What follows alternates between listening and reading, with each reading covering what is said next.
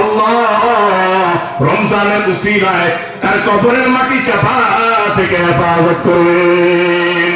আরো জোরে কম, हमने किया पद है मगर फिर भी तेरे निस्बत बड़ी अच्छी है मगर हाल है बुरे। তাহলে জিজ্ঞাসা করতে মন চায়, রমজান মাসে মুহূর্তটা আমার হাতে নাকি আল্লাহর হাতে?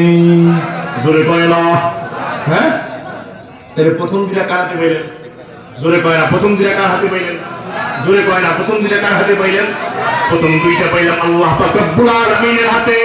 3 নম্বর হাবিব রাসূল গোটা দুনিয়া ওয়ালাকে জানায়, 5 ওয়াক্ত নামাজের পরে যদি 5 বার আয়াতুল কুরসি পড়তে পারো, আল্লাহ পাক রব্বুল আলামিন আয়াতুল কুরসির বদৌলতে তোমার কবরের মাটি চাপা থেকে হেফাজত করবেন।